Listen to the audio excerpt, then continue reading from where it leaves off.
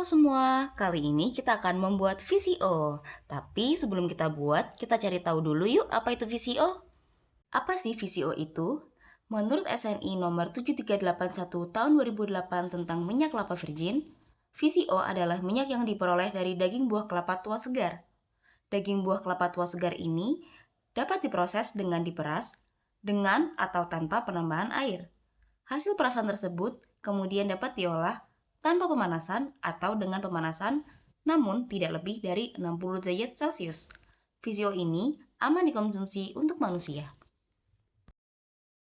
Dalam proses pembuatannya, VCO tidak melalui proses pemurnian, bleaching, ataupun deodorasi yang menggunakan suhu tinggi dan bahan kimia, sehingga VCO memiliki komposisi alami yang masih terjaga.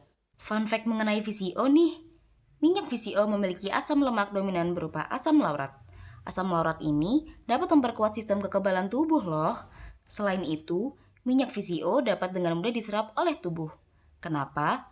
Minyak VCO mengandung asam lemak rantai pendek dan sedang, di mana asam lemak ini dapat dengan mudah dicerna dan diserap dalam tubuh, karena ukuran molekulnya yang relatif kecil, sehingga dapat langsung dibakar oleh tubuh untuk menghasilkan energi. Tadi sudah dijelaskan bukan, kalau bahan baku pembuatan VCO adalah daging buah kelapa tua segar. Daging buah kelapa tua segar yang telah diperas dinamakan santan.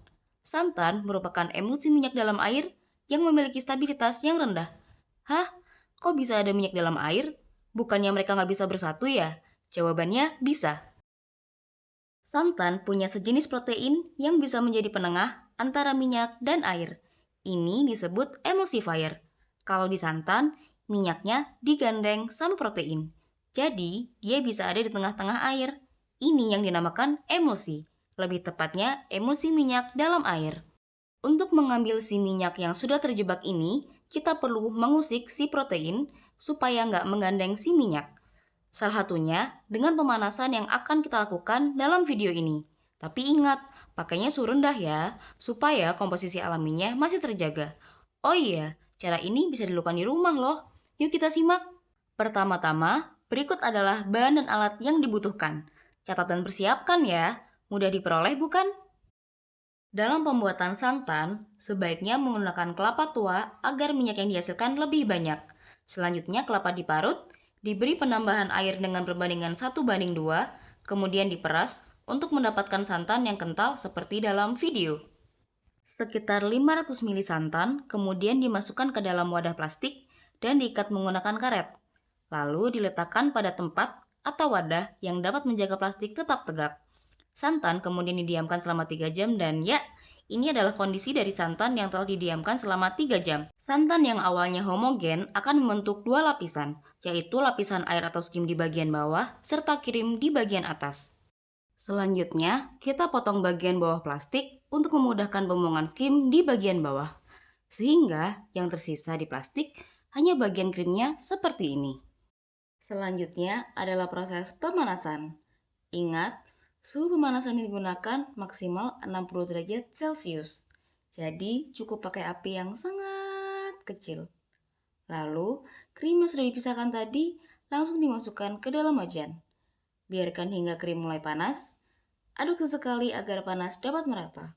Proses pemanasan menyebabkan penurunan stabilitas emulsi, sehingga minyak yang terperangkap dalam emulsi dapat keluar. Seperti pada video ini. Perlahan-lahan, minyak akan keluar dan semakin banyak seiring dengan peningkatan waktu pemanasan. Nah, pemanasan dilakukan hingga warna blondo atau bagian padatnya ini menjadi kecoklatan. Selanjutnya, api dimatikan dan dibiarkan hingga dingin. Minyak yang sudah dingin kemudian disaring menggunakan kertas saring untuk memisahkan sisa blondo dan minyaknya. Voila, VCO sudah jadi. Proses ini memakan waktu sekitar 6 jam dengan rincian sebagai berikut.